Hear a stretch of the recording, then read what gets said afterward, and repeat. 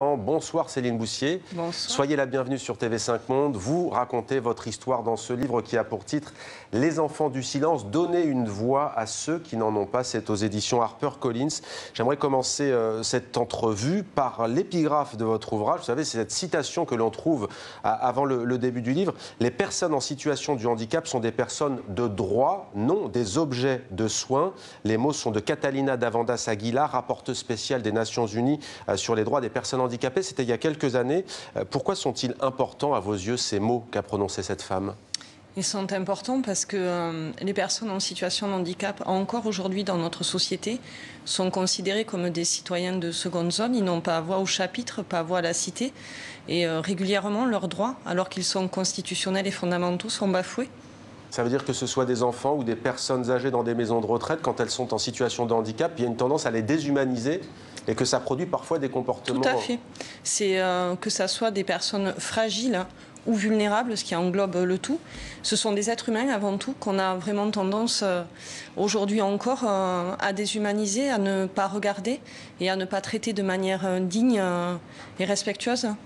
Alors un jour, en 2015, vous décidez de briser le silence. Vous dénoncez dans la presse locale, chez vous, dans le sud-ouest, dans le Gers pour être précis, les actes de maltraitance envers des enfants polyhandicapés qui sont pensionnaires de l'institut dans lequel vous travaillez à l'époque, un institut médico-éducatif, c'est ce qu'on appelle un IME. Vous êtes alors médico-psychologue sur place. Quels sont ces actes de maltraitance qu'ont vécu ces enfants ? C'est des actes de maltraitance extrêmement graves. Mon avocat, Maître Riloff, dira en 2017, lors de mon procès, que c'est des actes de torture. On parle de contention non consentie, sans protocole, sans accord des familles, de résidents qui dorment dans des lits beaucoup trop petits pour eux, manque de soins, des enfants brûlés qu'on sonne bien trop tard, 5 enfants décédés, Naël, Naïma, Kamel, Eddy et Franck. Une sexualité, chacun en a une. Ces résidents-là en avaient une, mais elle n'était pas autorisée dans l'établissement, si bien que les plus grands se masturbaient devant les plus petits, garçons-filles mélangés. Et puis des seaux où vous pouvez passer la serpillière qui leur servait de toilette. C'est toute une liste comme ça d'actes indignes, dégradants, qui se sont perpétrés dans cet établissement pendant plus de 20 ans. Vous y avez travaillé combien de temps ? J'y ai travaillé de 2008 jusqu'à 2013 où j'étais en arrêt de travail et 2014 j'ai été licenciée. Lorsque vous répondez à la presse et que vous racontez ce qui se passe dans cet établissement, comment réagissent les parents, comment réagissent les familles de ces enfants polyhandicapés ? Ça a été un choc puisque les familles n'étaient au courant de rien. Certains même, on leur montrait la vitrine de cet établissement, c'est-à-dire les beaux locaux. Elles ne savaient pas du tout que leurs petits dormaient parfois dans des cages de verre.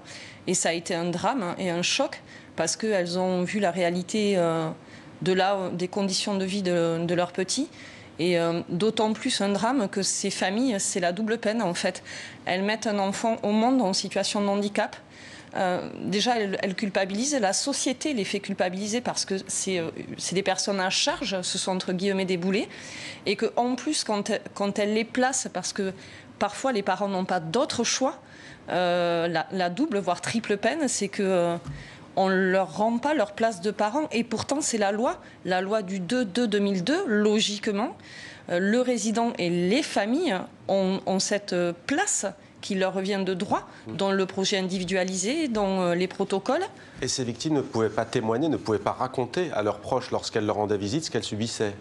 Non, parce que là, on est sur du polyhandicap, donc du handicap lourd, grave, hein, sévère. Ces enfants-là ne parlent pas.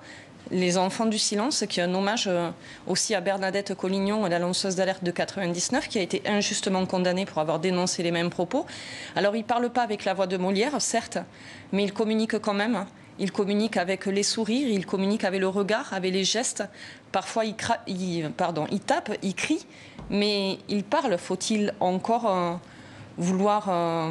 le voir. Il y a des éléments terribles dans votre livre. Vous racontez notamment qu'il y a un rapport de l'IGAS à l'inspection en 1997 qui dit clairement que l'établissement dans lequel vous avez travaillé n'aurait pas dû continuer à accueillir du public. Ça paraît totalement impossible. Comment est-ce faisable ?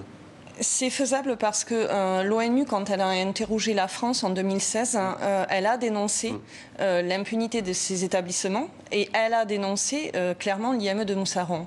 En 1997, ce rapport-là dit effectivement ce que vous venez de reprendre, mais ça a été possible parce que cet établissement a bénéficié de collusion politique, d'accointance, et je le dis clairement, le parti qui était en place était le Parti socialiste, et certains responsables départementaux et nationaux ont couvert, n'ont rien dit. L'Agence régionale de santé a une lourde responsabilité, elle aurait dû déposer plainte, article 40 du Code de procédure pénale, elle ne l'a pas fait. Vous, en tout cas, vous avez décidé de briser l'omerta, vous avez parlé, votre employeur vous a poursuivi, vous avez été acquitté.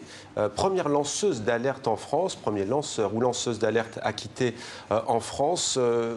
Est-ce qu'elle a été condamnée, cet établissement? Est-ce qu'il a été condamné? Le truc de dingue, c'est que sur 10 plaintes, 9 ont été classées sans suite et une a eu un non-lieu.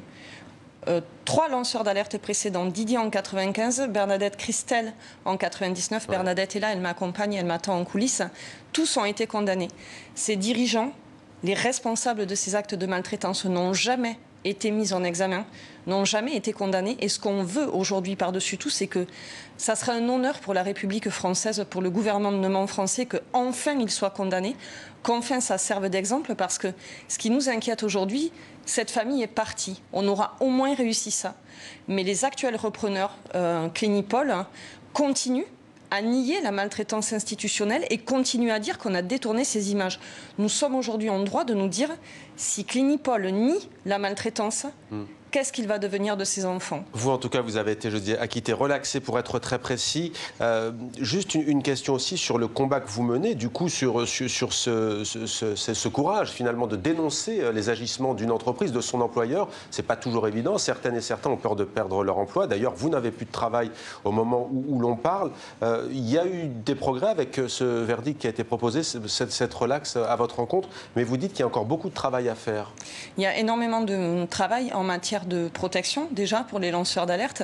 2 précédentes actes, enfin là, ça date il n'y a pas longtemps. Alexandre Berthelot, Jean-Philippe Huréchaud, 2 des 3 lanceurs d'alerte de l'affaire Haemonetics ont été licenciés. Denis Breteau de la SNCF, pareil. Ella Kerieff, qui a dénoncé un EHPAD, pareil.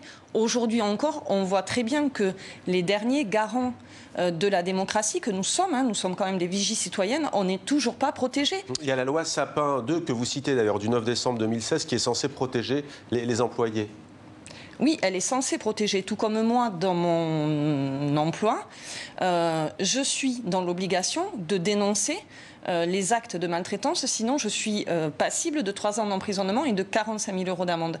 Mais c'est ce que je vous disais tout à l'heure, il y a les lois, les textes de loi. Mais la France, je pense, doit être le champion du monde des textes de loi jamais appliqués sur le terrain. Donc pour vous, le salut peut venir de l'Europe. De l'Europe, puisque je fais partie depuis très peu de temps du conseil d'administration de la Maison des lanceurs d'alerte, qui est une première en France et une première au monde. J'en suis aujourd'hui la secrétaire générale adjointe. Et cette Maison des lanceurs d'alerte est salutaire, puisqu'elle accompagne le lanceur d'alerte du début jusqu'à la fin. Un accompagnement moral, financier, social, professionnel pour une reconversion. Et j'incite, moi, tous les professionnels à briser l'omerta. Le jugement de Toulouse va dans ce sens. Pour la première fois, un lanceur d'alerte a été entendu. Et rappelons que récemment, en France d'ailleurs, une famille a installé une caméra cachée dans la chambre du parent hospitalisé de 95 ans et a vu qu'elle avait été traînée par les cheveux sur le sol. L'aide-soignant a été poursuivi au tribunal. Merci beaucoup à vous, Céline Goussier, d'avoir répondu à nos questions. Les enfants du silence, donner une voix à celles et ceux qui n'en ont pas, c'est aux éditions HarperCollins. Merci.